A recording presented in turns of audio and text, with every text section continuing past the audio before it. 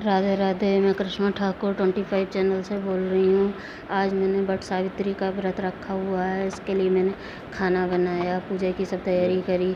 ये आटे के बनाए हुए हैं गोल और लंबे, और ये चने हैं। उसके साथ में एक वट की कली भी रखी है, पत्ता है, कलावा है, रोली चावल, सिंदूर सब रखा है। मैंने एक गमले के अंदर वट की डाली लगा रखी है पूजा करने के लिए।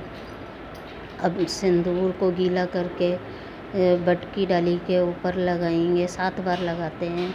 फिर इस 7 बार लगाने के बाद में फिर इस पे जो हमने जो गोल और लंबे ऐंठे गूँठे जो बनाए हुए हैं वो चढ़ाते हैं, और जो चने हैं 7 चने चढ़ाते हैं। और फिर उसके बाद में ये सब चढ़ाने जा रही हूँ मैं, ये देखिए। और आज वट सावित्री के व्रत में माता रानी से यही प्रार्थना है कि माता रानी मेरे पति को सद्बुद्धि दो और लंबी उम्र दो, मेरे पति हमेशा खुश रहें। और ये देखिए, सभी अपने पति की लंबी उम्र के लिए इस व्रत को करती हैं। और ये पूजा करने के बाद में जो खाना बनाया है वो वट की जड़ में चढ़ाते हैं, डाली की जड़ में चढ़ाते हैं, और फिर ऐसे मंस देते हैं। मंसने के बाद ये खाना किसी को भी अपने से बड़े को दे देते हैं।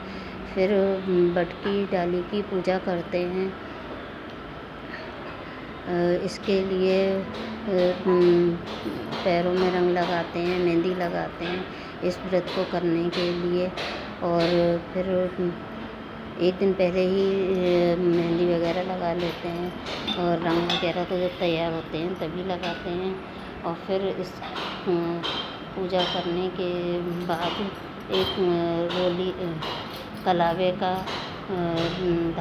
रील लेते हैं। कलावे की रील से इस कलावे से इस वट की डाली में 7 बार लपेटे लगाते हैं। इसके चारों तरफ घूम के, जैसे वट के वृक्ष के चारों तरफ घूमते हैं उसी तरह घर में भी ऐसे ही करके पूजा करते हैं।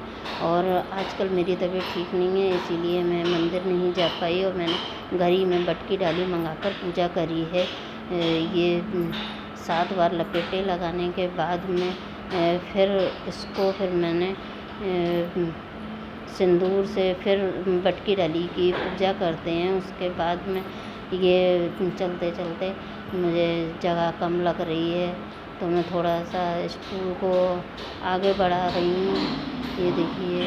क्योंकि इधर दीवार की तरफ जगह कम हो रही थी मेरे को घूमने के लिए, इसलिए मैंने गमले सहित स्टूल को आगे बढ़ा लिया है, और इसके चारों तरफ 7 बार फेरे लगा रही हूँ।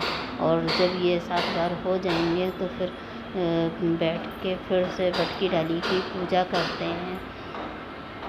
ये चलते चलते मैं भूल गई कि मैंने कितने चक्कर लगा लिए हैं। और अब मैं इसकी जो कलावा जो होता है इसको कभी भी तोड़ना नहीं चाहिए। पूरा होने के बाद इसको ऐसे ही छोड़ देना चाहिए हमेशा। और ये जब पूरा हो जाएगा तो इसको ऐसे ही मैं छोड़ दूँगी। मैं भूल गई थी, इसलिए मैं इनको गिन रही हूँ कि मेरे कितने चक्कर हो गए हैं।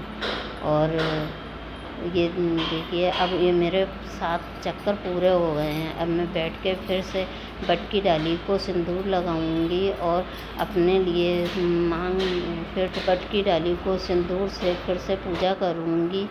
ये देखिए, चने 7 चने लेकर मैं अपने खाने के लिए एक बार में ही ये वट की डाली की पूजा करके फिर मैंने ये देखिए 7 बार लगाया है। फिर 7 बार वट की डाली से अपनी मांग में लगाऊंगी। इसको 7 बार लगाते हैं, इससे माता रानी प्रसन्न होती हैं और पति की लंबी आयु की कामना के साथ में इसको लगाते हैं कि पति की आयु लंबी हो और स्वस्थ रहें पति। ये माता रानी से प्रार्थना करते हैं।